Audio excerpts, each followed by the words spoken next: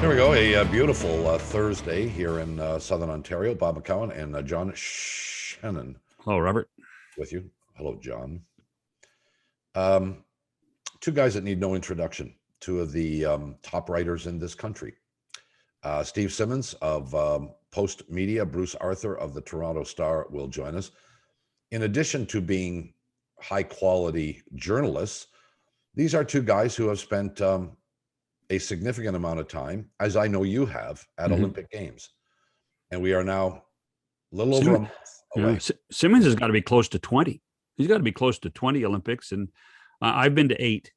Bruce is probably around the same amount as I've been. And I must say, it's a different world for radio and television people than it is for regular media guys who we get much more access than they do. They get a better feel, I think, for the actual event that is an Olympic Games. We're in a much more controlled environment. Well, the essence of the conversation will be the Olympics. And should Tokyo go ahead? We know they are. This is not a debate about whether a decision should be made to have these Olympics. That decision has already been made. But was it the right one? Simmons and Arthur join us to talk about that after these messages. It's McCowan, it's Shannon, and here we go for a Thursday. We are now about, John, 5 weeks away from the commencement of the 1-year delayed Olympic Games in Tokyo. 23rd of July, I think they start. So, well, it's about 5 weeks, isn't it? Yeah.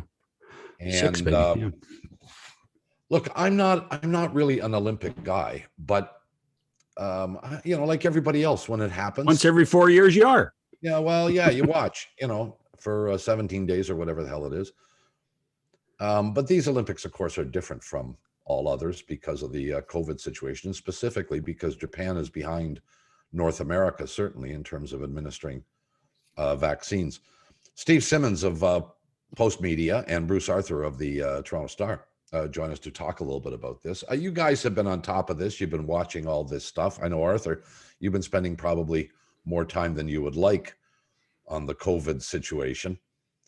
Is this a mistake? More time than any of us would like.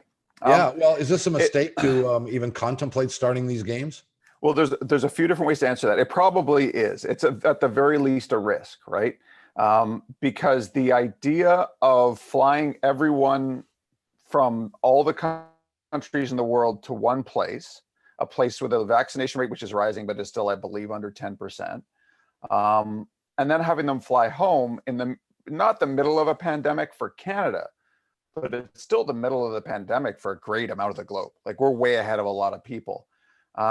This is a pure distillation of what the IOC is, right? Like, this is a pure example of just how it's a predatory outfit that comes in. You take all the risk, they privatize all the profits, and then they leave.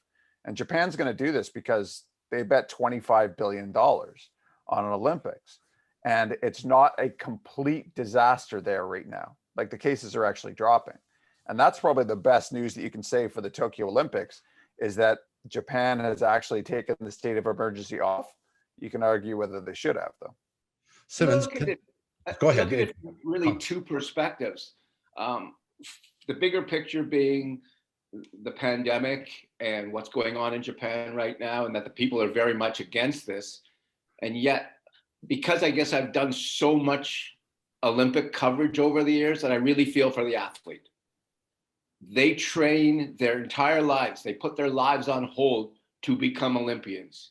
And they spent 4 years training for last summer's games that didn't happen. And so now it's this summer's games that may or may not happen. And now it's 5 years. And is it going to be 6 years? And I feel for that guy. And a lot of them we're never going to hear about. They're athletes that we don't know, or sports we don't care about.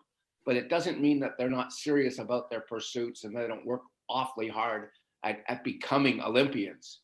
But right now, it's just so complicated on so many levels. And what you're going to see is, I believe you're going to see an Olympics that looks like a staged television show rather than the kind of event that Bruce and I have been to year after year after year. Well, and we're all old enough to remember Moscow and the decision not to go there. So there's a few thousand athletes that never got to compete in those Olympics at all. They didn't have that choice.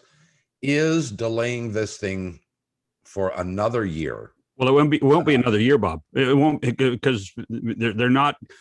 They will probably, if they, and they're not going to. First of all, they're not going to postpone them again. Well, I get it, but I mean, but next year's a winter game cycle. They're not going to affect the winter game cycle. No, they're not going to have a winter games in it. Well, they don't have the infrastructure. The Olympics don't. They have built an infrastructure now that people leapfrog from winter to summer to winter to summer. So they're not going to have a winter games in February and a summer games in July. They're not. Well, this is not unlike there was an NBA season last summer in a bubble. And there was an NHL season last summer in a bubble. Why? Because financially, those leagues had to do that. Had to. And now they're in a position where NBC has gambled on this. The local organizing committee and the national people in Japan have paid a huge amount of money and spent a huge amount of money. And the only way they're going to get anything back is to have this on television. And so this is now not about the athletes. It's not about necessarily safety. It's not about all the things that we've been doing for the last year and some. It's about getting this on and making it work somehow, because they can't afford not to make it work. Yeah. And by the way, it's any way you can, right? That's right. Yeah. Like the volunteers don't have to be vaccinated. So they lost 10,000 of their 70,000 volunteers. The IOC did secure vaccines for every Olympic delegation, I believe, in every country, where in Canada, actually, there was the option, even among the media, to get IOC vaccines that would cover you. Like, you just go and do it at a provincial center. And so the delegations will be vaccinated. Now, here's the thing with that. I can't remember how many athletes go to a summer games, but let's say there's 50,000 vaccinated people at the Olympics. And let's say that the vaccines that they have on average give you 90% protection. Can you see the problem there? You're going to get outbreaks, right? If people wander outside the Olympic bubble even a little bit and get it, and it doesn't give you absolute protection. Like, that's the thing with the foothills outbreak in Calgary, is you can be vaccinated and some people can get sick. Mm-hmm. But what the IOC is doing here is exactly what Steve and John say, is that they don't have the capacity to do it next year. And so that's why they said, we're delaying it 1 year, and then if we're not doing it, we're not doing it. But what the IOC also did is they put all the pressure on Tokyo, because the IOC, I've been told, has insurance for this. If they have to cancel the games, they get some money back. Tokyo doesn't. And $25 billion is an unbelievable investment. So barring, unless there were bodies in the streets, I really think they would have done this. I think this was always going to happen because there was just too much money on the line. And to put the whole business side in perspective, if you look at the TV ratings in the United States this week, who are in the midst of their Olympic trials, the ratings have been spectacular for NBC and all its channels. They're the number 2 or 3 rated television shows, not just in sports, but across the board right now. I mean, whether it's gymnastics with Simone Biles or track and field, their numbers of viewers in the United States watching Olympic trials preparing for Tokyo have been so good that it has made NBC even more bullish about what's going to happen in the Olympics. The Olympics are one of the great, fascinating misnomers in the world, because a lot of it doesn't make any sense at all. As Bob pointed out at the beginning, like for 4 years, you basically ignore the majority of the pursuits involved with any Olympic Games. You ignore the athletes, you pay little attention to them. We don't cover them much. And then all of a sudden it's like Zoom, 2.5 weeks, and everything is life and death. And everything matters. And so it makes for phenomenal television, and it makes for phenomenal, everyone says the Olympics brings people together. It doesn't. What it does is it shows how different each country is and what each country cares about.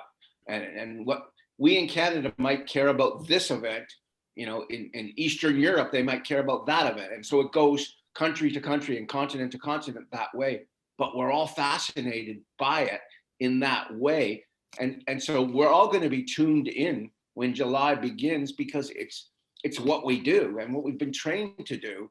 But it's going to, for me, it's going to feel so different. And I suspect for Bruce as well, because some of the greatest things I've seen in my life have been in Olympic venues, with fans reacting to Usain Bolt or whomever they're reacting to, and the scene involved, and how much you write about Oscar Pistorius or whomever it happens to be. And so much comes from the people of that country and how they react and what it is.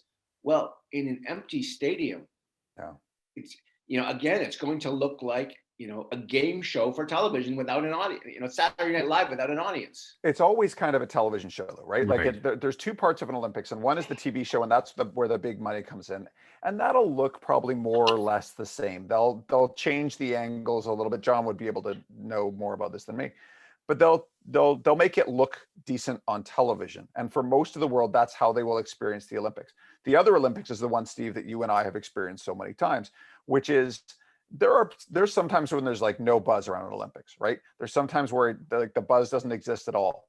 But at the best Olympics, and Tokyo, I think, was set up to be one of these, there is a global festival that happens, and it's a part of what these guys are selling, what the IOC sells. And the reason they get away with all the things the IOC does is they're selling nothing less than the human spirit, right? In all its different colors, from all its different countries.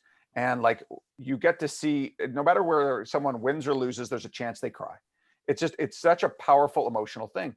But they're not going to be, I doubt there's going to be fans in the stands. They might try to put some local fans in the stands. There's going to be no fans from elsewhere. There's not going to be nearly as much in terms of family in the stands, right? There's not going to be nearly as much of interaction between the Olympics and the host. If you go outside of the Olympic system, there's going to be GPS attached to media, to athletes, to everyone. If you stray outside where you're supposed to stray, they can yank your credentials, they can kick you out of the games. This is going to be a lot like the NBA bubble, in that the NBA bubble had a television product, right? Like that's all it was, that's all they created. And the people involved in the or in the NBA bubble, they went back and forth to their hotels, and that's all they did. Like there was no, it didn't exist in any way except on television. And that to me is what this is going to be. It's only going to exist on television. We've all been involved in enough Olympics to know that the IOC and to a much lesser extent, the local organizing committee love the controlled environment. In many ways, this is going to be a huge advantage for the IOC because there are a lot of Japanese people that don't want the Olympics. I suspect that there will be protests in Tokyo during the Olympics for whatever reason, of whether it's COVID or other things. And now you guys who have a better chance to, trust me, you guys have a better chance to cover it than those of us that were quote unquote partners and rights holders. They're not going to be covered at all because there's going to be very few media members there anyway. And the environments of the venues are going to be so sanitary, so distilled. It's going to be difficult to cover the story other than what is the 100-meter race, what is the 200-meter race. And that's going to actually play into the IOC's favor. Well, like further to that, if there is a massive street protest 2 blocks from my hotel, I don't believe I'm allowed to cover it under IOC Olympic rules because of the pandemic. And part of this is, if you wanted to have a pandemic Olympics, you need to limit the exposure of people in the system to people outside the system, right? It's an extended modified bubble. But part of it is, you're right, John, control. This is the excuse of control. Just like for professional sports leagues, it's been the excuse of diminished access and more control. And that's what's really happening everywhere. We put in for 11 credentials, we being Post Media and the Sun chain, put in for 11 credentials for Tokyo. We're sending 2 people. We paid the first payment for the 11 rooms and whatever else you get for your accommodations. And they are not giving refunds to anyone who's not showing up. So anyone who needs a room, the first couple of nights of the Olympics, let me know, because we have 9 that aren't being used. Hold on, Steve. I am going to email you about this later because I can't say too much about this. I'm just going to say the Toronto Star did not win best hotel rooms in Tokyo. And I'm not even sure if we could pull this off. This might be great, but I suspect that I'm not going to be able to do this. We'll talk after. Okay. Well, look, you guys have a lot of experience at going to Olympics. I have been to exactly one, and it was, and I was unfortunately had to hang out with my friend Shannon here most of the time. And we had a blast, boys. We had the best thing going. We had the Is it best thing going. Vancouver, I suspect. Yeah, it was. Absolutely. Yeah. It was a good time, Yeah. Vancouver. Yeah, and look, I mean, I don't pretend. I'm trying to be clear here. I have nothing to base it on, but my memory of Vancouver really wasn't that much about the events themselves. It was the social aspect of walking around the city, of seeing people, running into people, talking to people from countries around the world, police officers from everywhere across Canada who would come up and say, hello, I'm from Peterborough, I'm from New Brunswick, I'm from wherever. That female officer from Ottawa really liked you, Bob. Yeah, well, I lost touch with her. Yeah. So, and that was it. It was about that everyday trek from the hotel down to where we were doing the show, which was near the arena, and the people in there and the athletes walking along the street. You know, you'd walk down the street and there'd be 10 guys with Swedish sweats on. That's what it was about for me. And this is gone now for these Olympics. This will not exist at all. Correct? Correct. And you've hit upon my favorite thing about an Olympic Games, and that's walking the streets or going for a drink or going to a restaurant. And the people beside you are speaking a different language. And then you make friends with them. And the people over there are speaking another language in a different tracksuit, and they're athletes from this country. Absolutely. And when I was in Australia in 2000 for the Summer Olympics, I had a 45-minute train ride every morning to go from my hotel to where the press center was. I made friends on the train virtually every single day. Sure. And I'm not the friendliest guy in the world to begin with. We know. What? Oh, we know that. And honestly, I have never been in a place where everybody wanted to talk to everybody all the time. Yep. And, you know, I can think of, you know, for me, I've been to 17 of them. I hate them while I'm there, and I love them after the fact, because it's too much work and the days are too long and accommodations usually stink and then that kind of thing. But the memories afterwards are phenomenal. And you know, we always talk about the gold medal winners and the guys who get celebrated and the big names and these people. The majority, Canada's going to send what, 500 athletes? I don't even know the number. We're not going to know who 490 of them are. And they're going to go on with their lives after the games. And this is going to be for many of the greatest experience of their athletic lives. But boy, they're going to be missing so much of what makes the Olympics so rich. There's an interesting aspect to that. So I would refer to those as like soft benefits, and they're important in that for the television product, they will lose a certain number of shots, right? Of fans in the streets, of fans in the stands, of kind of the people from around the world coming together, which is a huge part of the Olympic myth that it likes to tell itself, and in some cases the Olympic reality. So that's a soft benefit that they can probably figure they could live without. But if one thing you notice about Olympic bidding now is it's changed. This was a bid Olympics that the Japanese had to outperform other countries to do it. And then for 2022, it was Beijing and Kazakhstan, right? And then for 24 and 28, they gave them out at the same time, Paris and Los Angeles, because they needed to make sure that both of them got a games. And they stuck one in Milan. And then for 2030, 32? They're giving it to Australia. There's no bid process at all. I wonder how much this games hurts the Olympic movement and accelerates an already difficult bidding process for them, in that more and more countries and cities are going, we don't want to do this. And that what this Olympics shows is that all the risk is on the host nation. All the financial risk, all the risk of kind of anything going wrong. And the fact that they're going to do this, and it's almost like it's sunk cost fallacy, right now for Japan. They're just going to do it because they spent too much money. But as we go forward with bid processes, I don't think you're going to see, at least for winter games and possibly for summer games, you're not going to see the same wide open bidding process where 7 countries are really interested in this. And if you do, what you'll most likely see is autocratic countries. So you'll see your China, your Russia, your Middle East, the countries that are engaged in sport washing. Those are the ones that'll be really interested in the Olympic Games. And we've already seen a little bit of that. Well, actually, that brings up a good question. When do you think the last Olympic Games that actually turned a profit? It's a really good question. I once talked to a guy who said that not just for Olympics, but if you want to hold a World University Games, if you want to hold a Youth Olympics, all these other like little things that they do, there's only 3 or 4 countries in the world where you're guaranteed to turn a profit. And one is China, and one is Russia, and one is one of the countries in the Middle East, Dubai or Qatar, I can't remember which. But those are the countries where you can definitely make money, even from a small games, because of the autocratic setup of the countries. It's really going to be interesting.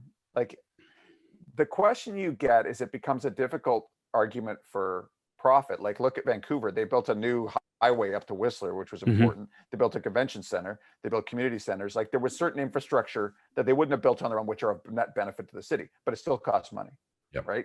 So Vancouver is seen as a successful Olympics. London is seen as a successful Olympics. Did they make money? Maybe not, but they weren't actively deleterious. They didn't have to build a lot in London. In London, they didn't have to build a lot, so they had that going. But the bidding process problems started long before pandemic. Sure they did. People stopped bidding when they saw how much it cost, and when they saw how little chance they had of making any money. It just came down to which countries really wanted to wave the flag that badly and show the world who they were or are. What we're seeing now, this is all pandemic now. This is all, how has the world changed, and how are we changing with it? And I remember having a conversation with Mayor John Tory maybe 6 months to a year ago. And I asked him how it was going. And he said, when I ran for office, nobody told me there was going to be a global pandemic.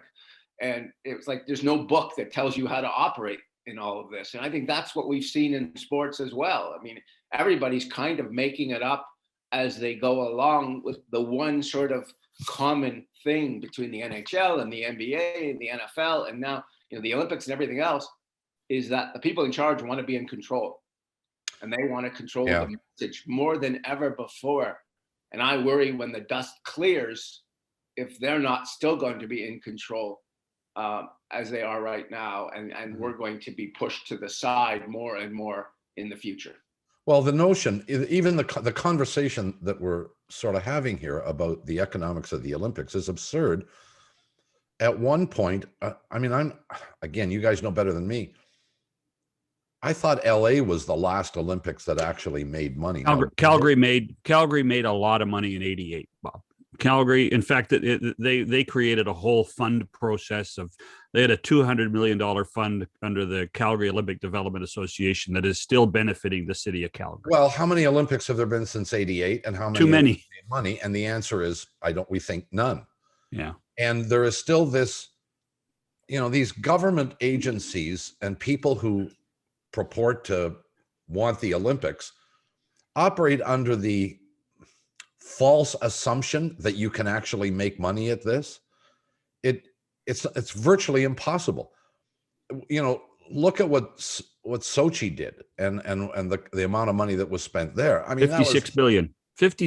That one's a little bit extreme, I will say. I get it, but still, the estimates is like a third of that was corruption, which still leaves like $38 billion or something. I think they just print as much as they money's want. money, Yeah. But that was our friend Mr. Putin looking after his closest friends who got all the contracts, right? But like, for example, the one after Sochi was Rio, and when Rio won the bid for the Olympics, I think they had a top 5 or a top 10 GDP on Earth, and by the time the Olympics came around, they were 75th because the price of oil had gone down, and they had a bunch of corruption problems, and the country was in. Like, that's the Olympics. Steve might agree with me. that came closest to breaking in my Olympic lifetime during the games. Don't forget The that was whole also system felt that was also crap. Olympics and World Cup in Brazil over a short period of time, right? I was at a tennis match. Jeannie Bouchard was playing, and I'm sitting first row by the court, and the courts are built on a swamp, and you could actually see the court moving as these guys are playing tennis. And so you're getting that sometimes at Olympics where, where the conditions are just horrendous. The athletes have to find a way. And I'm looking, and you can actually physically see water sort of coming from underneath the court as I think it was Sloane Stephens and Jeannie Bouchard are playing at that moment. Yeah. And just stuff like that happened. Brazil was a complete disaster in so many logistical ways. One of the few real disasters. But I got the impression there that country could have difficulty, organizing a two-car parade. Yeah. But the argument about whether an Olympics makes money is both like for the people pushing the Olympics, in some cases it becomes beside the point. So when Calgary was going to do their bid, right, for what games were they going to bid for? Was it 26?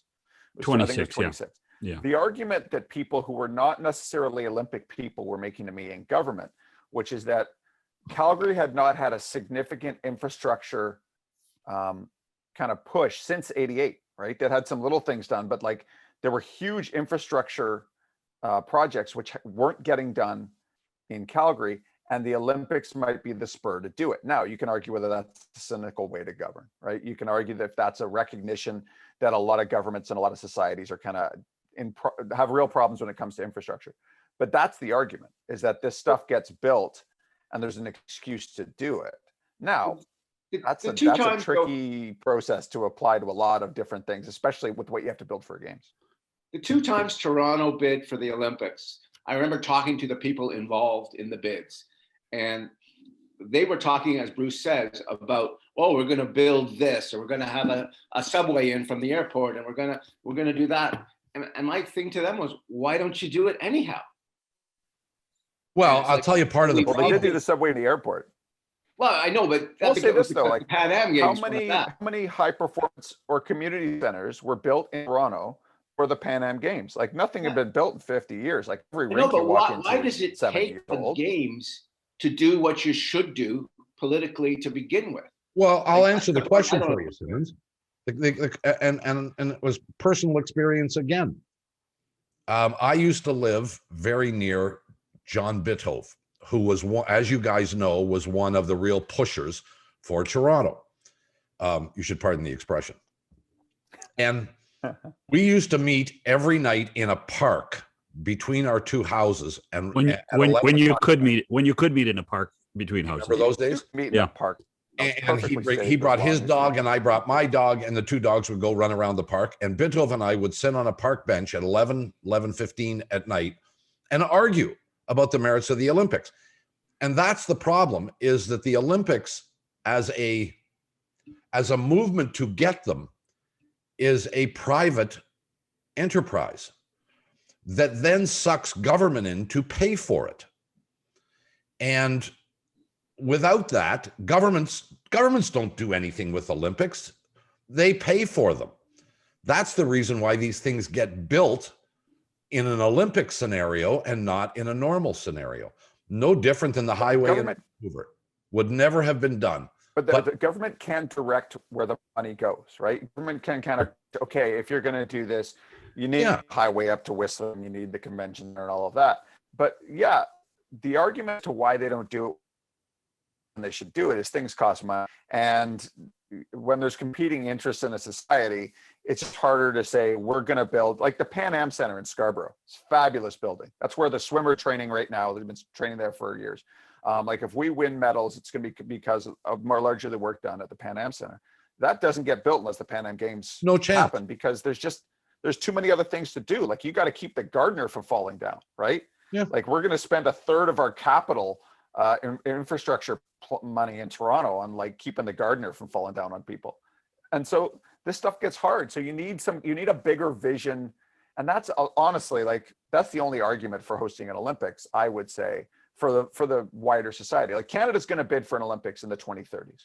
They're going to bid for Winter Games, probably in Vancouver, I would say, because Calgary's already crapped out and Vancouver was so popular and the stuff's newer and there's a lot of money there and you could probably pull it off. And that's why you'll see, like, when Beijing comes around, Canada's not going to criticize Beijing having the games there because you can't do that in an IOC environment. But the thing is, maybe you can do a Vancouver Games because the infrastructure is already there. And that gets onto the idea that people have circulated over the years, is this is probably better off if you just go to, like, maybe even like 8 cities that you rotate the games through. You could do that, but that would take away from the Olympic scam. The Olympic scam's great for the people involved in the Olympics. Bruce, that's been a topic. That's been a topic for, gosh, forever, 70 years. 70 years. Yeah. It really actually, in many ways, started, as I recall, in 1976 when Denver, who had been awarded the Olympic Games, backed out, and they had to go back to Innsbruck. And then they said, whoa, Innsbruck's pretty, the facilities, we were there 12 years ago, the facilities are still usable, maybe we should just rotate. And then, of course, everybody balked, and then we went through the 2 boycotted Olympics in Moscow and in Los Angeles. Well, let me say, one of the things that when I was still doing the other show on normal media, I used to say all the time was, if you're going to continue this Olympic charade, then what you need to do is, when you award a city the Olympic Games, you give them the Olympics 8 years later as well. So, Vancouver would have gotten 2010 and 2018 and et cetera, et cetera, et cetera. That way you get to use the facilities, the principal facilities, twice. The second time you hold the Olympics, yes, you're still going to have to build some things, principally residences, but that's a recoverable cost. Yeah, but Bob, that totally is diametrically opposed to what the IOC cartel wants to do, because what they're like a used car salesperson. Well, they want to sell cars to everybody all the time, and we're gonna, and this goes back to Bruce's thing where the bidding people are getting actually a little bit smarter around the world to say, hey, listen, the IOC, we're not going to play their games anymore, but the IOC is smart enough to get ahead of it and say, okay, we're not going to have a bidding process. You can have it, Mauritania. Congratulations, you're our new best friend. And that's what's happening. They were one Beijing bid away from a Kazakhstan Olympics. Like, go to a Google street map of the biggest stadium in Kazakhstan right now. I believe I looked once. It's like 1,800 people. But the funny thing with that is, going to Russia is what hurt the games, what made them go to China, because Sochi costs so much and is this huge boondoggle, right? Mm-hmm, mm-hmm. And then all of a sudden, Sweden goes, we don't want to spend $51 billion on the games. And Norway does the same. And Ukraine gets invaded by Russia during the games. And so they have to pull out of their Olympic bid because that's a bit of an inconvenience. And this cascades through all these potential bid cities that are interested. You know what it takes for Norway not to want Olympic Games? Like a Winter Games? Well, and they did. I think you have to divide summer and winter for a minute. Yeah. Summer is enormous. Enormous people, enormous events, all spread out, tons of things going on, way more. Winter Olympics is a small event. Yeah. It's relatively speaking, I'm sorry? It's a village compared to a city. Yeah. I was at the 84 Olympics in Los Angeles, which is, I think, financially the most successful Olympic Games that we've seen. For 2 reasons, I think. One, they didn't have to build facilities. Everything was already there. So they used the university stadiums and the arenas and what else they needed for everything. And they had baseball stadiums and they had soccer stadiums and all that. Didn't have to build anything. The second thing was Peter Ueberroth and his people did the American thing. Sold everything. Selling sponsorships. Yeah. Naming rights. Yeah. These aren't the swimming championships. These are the swimming championships brought to you by X, Y, and Z. Well, no, it actually was the 7-Eleven pool, Steve. It was the 7-Eleven pool. And I was there for a couple of medal winners, actually. Well, and the IOC closed that loophole down so quickly after those Olympics. They closed that loophole down. I mean, I mean, that was a drug dealer seeing someone on their corner. yeah, Like that's what that was. Yeah. Like we can make all this money. Oh, let's make all this money. That's Yeah. a way better deal for us. yeah. Guys, we got to take a quick break. We'll come back and chat a little bit more, at least. Steve Simmons, Bruce Arthur with us back after these messages. It's Bob McCown. It's John Shannon on the program today with Steve Simmons and Bruce Arthur. So, hey, boys, would you? We started this conversation about Tokyo and the pandemic Olympics. Knowing what you know now, knowing where you are with the pandemic, are either of you going? Would both of you still go, Bruce? Well, I'm going, and I'm only going because I'm going to be double vaccinated. When I came home from Korea, I said to my boss and my wife in no particular order, maybe both, that this is it for me. 17 is enough. I've lived through enough. I've suffered through enough. I've had enough health issues through enough. And with diabetes, I didn't want to do this anymore, especially with the next games coming up in places like Japan and China, where you can't read what you're really eating. So for my purposes, it was difficult. And so I had said no prior to this. So I'm not going. I'm going to probably cover some of it from here via Zoom stuff, like a lot of people are. And I'm already getting the pang of, I can't believe I made this decision.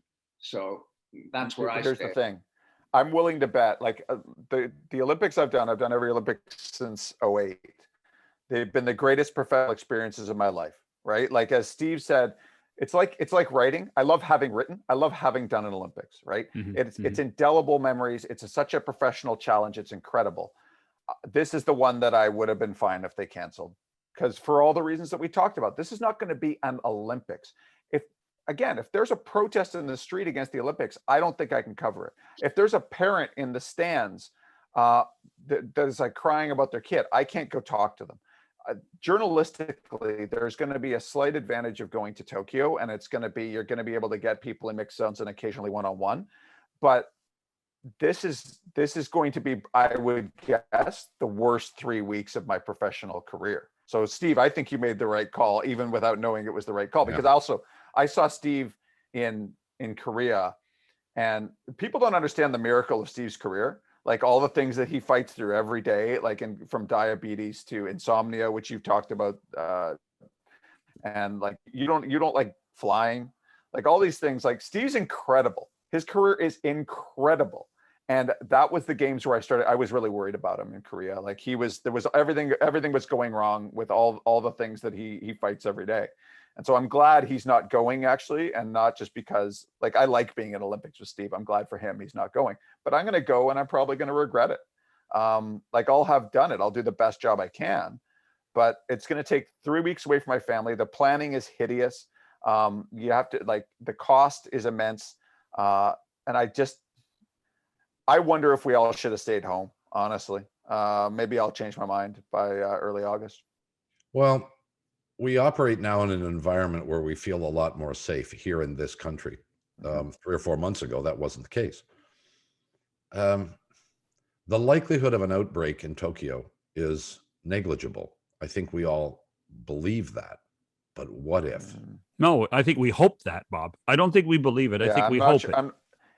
If you read the Olympic playbook, like this is not the NBA bubble. This is not nearly as airtight as that. The fact that the volunteers won't be vaccinated, they'll be going home every night in a city where cases, we'll see. Well, So what if the athletes are succumb to some kind of outbreak? I mean, they're all going to be vaccinated, but we all know there are limitations to the effect of these vaccines. What if? One of the things that has been known to happen in the athletes' village over the years is lots of male and female, and sometimes male and sometimes female and whoever else is involved. Companionship. Get together. Just say relations. Usually Relations. after their events are over. Sometimes before, but most of the time after. And I've had these experiences described to me over the years as, rather abundant.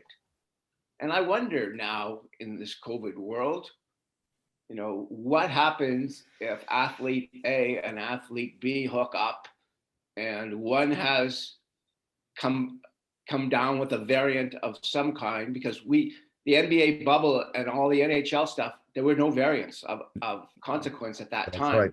There are now, and now, you know, the latest is air driven, or however you want to call it. Aerosol, yeah. And so I'm just wondering, can they avoid not having a Okay, so breakdown of what was the some name of kind in the athletes' village? what was the name of the Daniel House? Was that the name of the Houston Rockets guy who tried to sneak someone into his room in the bubble? And they knew this because they had sensors on the door, right? And so they figured out that someone had gone in. I think it was an employee of the hotel, but in large part, the NHL and NBA bubbles were not mixed gender environments. No. Right? Like there was not a ton of female athletes running around inside, Of course. or even female volunteers or female lifting running around inside the bubbles. The story that we do every Olympics is like, look at all the condoms in the athletes' village. Like it's a new thing, and we all giggle like we're 10 years old. But also one of the things they're doing with the athletes this year is they're kicking them out. Right. Like you arrive just before your event and you leave right after your event, and thank you, goodbye. And it's another way that you can see that the IOC considers its athletes incredibly disposable. That's going to cut down on the relations. Again, there are two Olympics. The team product is the one that makes the most money, and that's the one that will carry off. Everything else that is associated with the Olympics in any positive way is really going to be muted. It's going to be eliminated. It's not going to exist, and it's going to sting. And again, maybe this is the only time it ever happens, but as I'm going to say it again, like as we accelerate into a world that you're starting to figure out scam, I can't see how this helps the IOC because of how ruthless they towards athletes, towards the host city, the volunteers, all they claim to care about. It's like a claim to care about human, not really a thing. But what's going to happen though, Bruce, is they're going to do what every other big business has ever done during the last 18 months, and they're going to claim a reset and blame COVID for everything. Yeah. They're going to say, "Oh, that's just COVID," and most people are going to say, "You know what? You're right. We have to give them the benefit of the doubt." That's what's going to happen. You know that. Mm-hmm. But the guy sitting at home with his television set on, watching the Canadian networks or NBC or whomever it is you're watching, they're still going to be sucked in by all this. They're still going to be consumed by. I mean, I already looked up what's the day of the 100-meter final because I don't want to miss that. I never do. You know, there's certain things I want to watch no matter what. I want to watch the basketball, assuming Canada qualifies, and there's things I really want to see. But it all is going to feel so weird to me. I mean, we've watched hockey without fans, and we've watched football without fans, and we've watched, you know, all the other sports without fans. I think this is different. This is a parade of flags. Well, there's lots of events at the Olympics that aren't sold out. You know, particularly the summer games. Events in Tokyo will not be sold out. Yeah. But there's a lot of summer game stuff that we've ever done. I remember doing a games in Barcelona at the beginning of the track sessions, where there was 50,000 empty seats in the Olympic Stadium. You know, so you'd see 20,000 people in the building, and you'd say, "Wow!" But the way they shoot it, Bruce is right. The way they shoot it, the way everything is managed by the host broadcaster, by the IOC, by the local committee, doesn't give you a sense that everything's not an event. You know, but there's also a history of, yes, track and field sells out at virtually every Olympics, and yes, gymnastics sell out at virtually every Olympics, and the winters figure skating sells out. But there's a lot of events that never sell out. Right. I mean, I remember being at a softball game in Greece when Athens hosted the Summer Games, and I think I was the only person watching. Like there was just maybe a few parents. Like there was nobody there. Were they still rolling the sod, Steve? Were they still rolling the sod outside the baseball stadium? No, but they basically. By the way, this was softball. The day after the games, they knocked the stadium down. Yeah. Like it was like a complete temporary. Well, they probably finished the stadium like the day before it started too. Yeah, that's right. Yeah, that's right. I don't think they had finished the grass. There have been disasters outside. They still hadn't done that yet. That happens all the time. But I've been to a ton of all the time. Smaller smaller sports for the most part where you go to and there's like 25 people watching. Yeah. Guys, we gotta get out of here. We thank you for your time. Regardless of the four of us and our opinions on this thing, the Olympics will go ahead in about 5 weeks. And in all likelihood, we'll be sitting in front of our television sets hour after hour watching bunches of it. But we'll do it at the same time, hoping that these athletes can stay safe. And I don't know that we know the answer to that today. Simmons, Arthur, thanks, guys. Enjoyed seeing you, enjoyed talking. We'll do it again soon, I hope. Thanks, boys. Appreciate it. Thanks, Bob. Thanks, John. We'll be back after these messages. Our thanks to Steve Simmons and Bruce Arthur for joining us. You couldn't get two better guys to talk about this subject. I know you and I will watch the Olympic Games separately, and I don't know whether I'll watch as much as normal or less than normal, maybe even more than normal. But I think that's going to be related to other things that are going on in my life at that time, and nothing to the Olympics per se. If you could go, would you go? Well, I have done an Olympics in Japan. Nagano? In Nagano in 1998. Japanese people are spectacular. It was a small town. Nagano was about 350 to 400,000 people. It's not Tokyo with 25 million. I spent a lot of time in Tokyo in that period of time, and it's just in the summer, in the heat. I don't think there's any place hotter in the world at times than Tokyo in the summer. The humidity is huge, and the temperatures are high. Answer the question. Will you go? I would not go. Yeah. For a multitude of reasons, and COVID would be one of those reasons. Yeah. And the fact that I mean, when you're seeing 10 to 12,000 volunteers last week quit because of safety issues, that they're not going to get vaccinated, that they're not going to have the protections that the athletes do and the members of the IOC do for their record. I think that would change my opinion. Mind you, even if it was COVID free, summer games are so big and so difficult to do that I'm not sure I would want to go anyway, but COVID certainly would put it over the top. Well, we've talked about we talked during our conversation about the social aspect of the Olympics, and it's the part that I remember and will always remember. And I think if you've gone to an Olympic Games, even as a fan, that's your memory. This unique opportunity to walk down a street for 100 yards and see people from 50 different countries. And literally it happens. And there's no other place at no other time, really, when you can do that. Now, maybe if you're in Paris or Rome in the height of tourist season, maybe that actually happens, but you don't know what's happening. No, that's right. You don't know these people are from different countries, but you go to an Olympics and your nationality is somehow overt. Yeah. The other thing is that don't discount over the years the amount of people that do, as pure fans, go to Olympics, and that every 4 years for summer, every 4 years for winter. Travel. Yep. People plan their summer vacations about, well, I'm going to go to these Olympics. I'm going to go to Tokyo. I'm going to go to Rio. I'm going to go to Montreal in 1976. That becomes a real selling point to people who actually become Olympic addicts. Yep. In so many ways. Yeah. And it's great. I mean, I met lots of people, I met people in Norway in 1994 that were doing the regular thing. And they were from a suburb of Canberra, Australia, and fell in love with the Winter Games. And we kind of adopted them. We saw them at dinner every second night. This was just a senior couple. Yeah. A senior couple that just decided, in the mid 90s to start being Olympic game followers. And that's what they were. Again, our thanks to Simmons and Arthur. Thank you to John. And we'll see you again tomorrow if the creek don't rise. Goodbye, everybody.